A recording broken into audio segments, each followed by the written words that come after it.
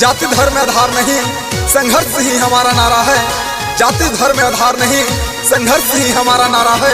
चरित्र ही मेरा धन है यारो, कर्म बल सहारा है, कर्म बल सहारा है।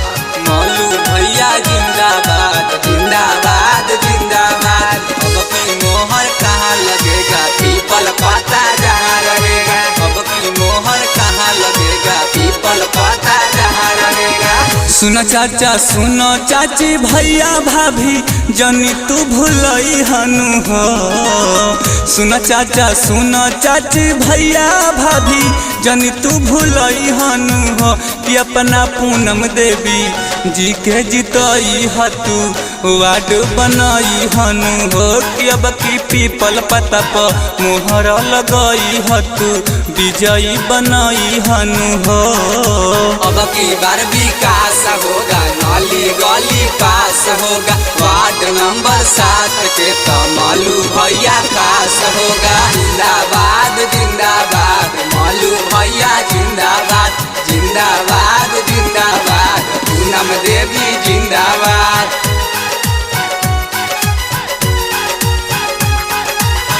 करी विश्वास चाची करिए ना निराश हो।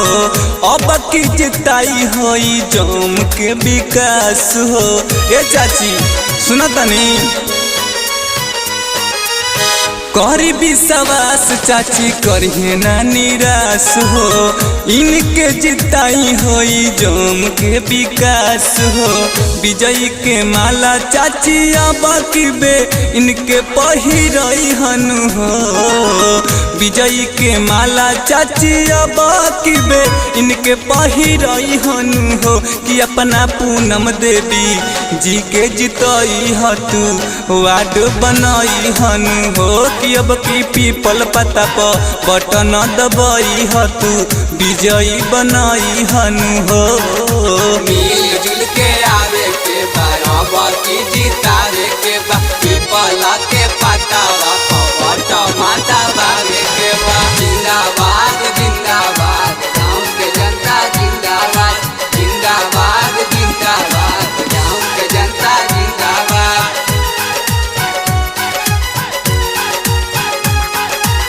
नेक दिल हई सुन सच्चा ईमानदार हो। पहले से ढेर अब की करी है सुधार हो। ए चाची एक बेजिता के तो देखी। हाँ हाँ हाँ नेक दिल हई सुन सच्चा ईमानदार हो। पहले से ढेर अब की करी है सुधार हो। वार्ड नंबर 7 के सुना अब की स्वर्ग बनई हनु हो।